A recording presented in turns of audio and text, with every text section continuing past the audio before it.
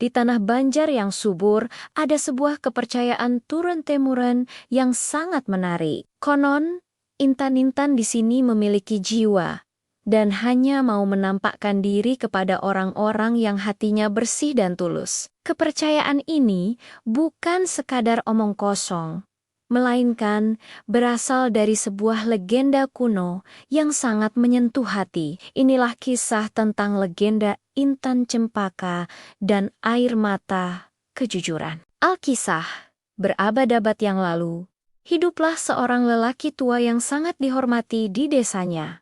Namanya Datu Cempaka. Ia bukanlah seorang raja atau bangsawan, melainkan seorang pendulang intan yang sederhana. Namun, yang membuatnya istimewa bukanlah harta yang ia kumpulkan, melainkan hatinya yang lapang dan kesabarannya yang tak terbatas. Setiap pagi, sebelum fajar menyingsing, Datu Cempaka sudah berjalan menuju tepi sungai. Dengan alat dulang tradisionalnya yang terbuat dari kayu, ia mulai bekerja. Ia mengayak pasir dan kerikil sungai, berharap menemukan sebutir emas atau batu permata kecil. Kadang, seharian penuh, ia hanya mendapatkan batu-batu biasa yang tak bernilai. Namun, pernahkah ia mengeluh? Tidak sekalipun. Datu Cempaka selalu tersenyum dan mengucap syukur kepada alam. Baginya, setiap hari adalah berkah. Tak peduli apapun hasil yang ia bawa pulang. Ia tidak pernah serakah.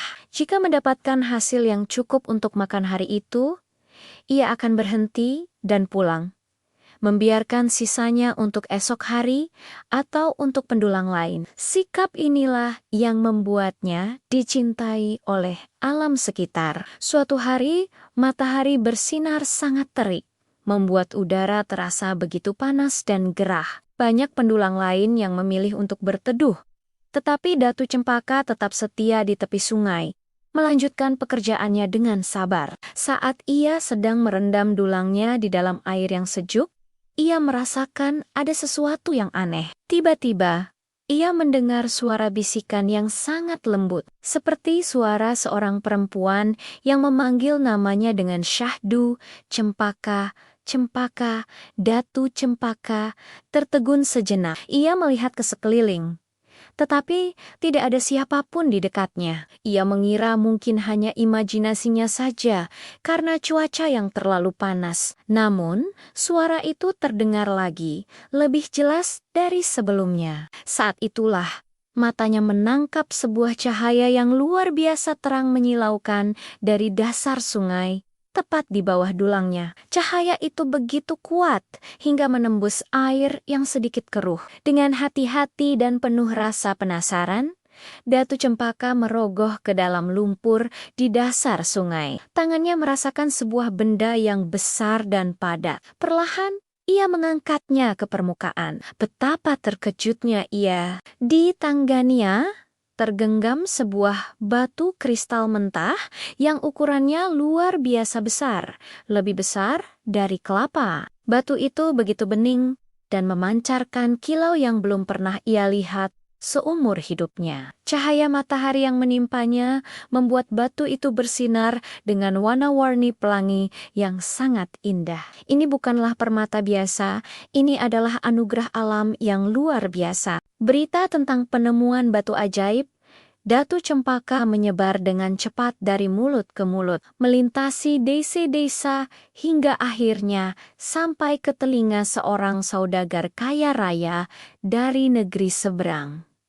Saudagar ini terkenal sangat tamak dan licik. Ia tidak peduli pada apapun kecuali keuntungan dan kekayaan. Mendengar ada batu permata sebesar itu, hasratnya untuk memiliki pun langsung berkobar. Tanpa membuang waktu, saudagar itu segera berlayar menuju desa Datu Cempaka. Ia datang dengan rombongan besar, membawa peti-peti yang penuh dengan kepingan emas, gulungan kain sutra, dan berbagai macam harta benda yang menyilaukan mata. Ia mendatangi gubuk sederhana Datu Cempaka dan dengan angkuh menumpahkan semua hartanya di hadapan si pendulang tua. "Wahai orang tua," katanya dengan nada meremehkan, Aku dengar kau menemukan batu ajaib. Tukarkan batu itu dengan semua harta ini.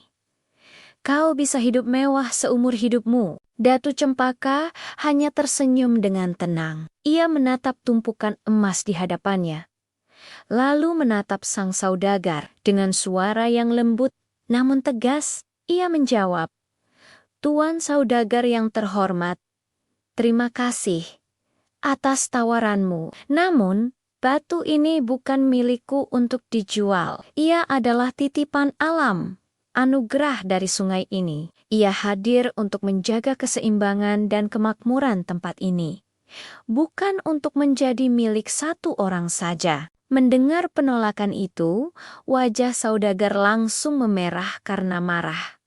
Ia tidak pernah ditolak sebelumnya. "Orang tua bodoh, apa kau tidak lihat semua kekayaan ini?" bentaknya. Namun, Datu Cempaka tetap pada pendiriannya. Dengan hati yang dipenuhi amarah dan keserakahan, saudagar itu pun pergi sambil merencanakan niat jahat. Ia tidak akan menyerah begitu saja. Malam itu, saat seluruh desa tertidur lelap, saudagar tamak itu kembali secara diam-diam. Ia mengendap-endap masuk ke dalam gubuk Datu Cempaka. Di sudut ruangan, ia melihat batu kristal itu masih memancarkan cahaya pelangi yang lembut, menerangi seisi gubuk. Dengan jantung berdebar kencang karena nafsu, ia mendekati batu itu. "Akhirnya, kau akan menjadi milikku," bisiknya, saat tangannya yang penuh dengan keserakahan menyentuh permukaan batu itu.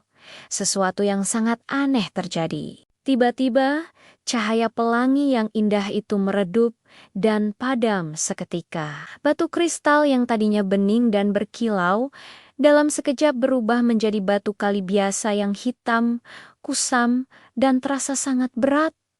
Saudagar itu terkejut setengah mati. Ia mencoba mengangkatnya, tetapi batu itu seolah menancap di tanah. Mengira batu itu berhantu atau memiliki kutukan. Saudagar itu lari terberit-berit ketakutan, meninggalkan desa dan tidak pernah kembali lagi. Keesokan paginya, Datu Cempaka terbangun dan melihat batu titipan alam itu telah berubah menjadi batu hitam biasa. Ia tidak marah atau kecewa.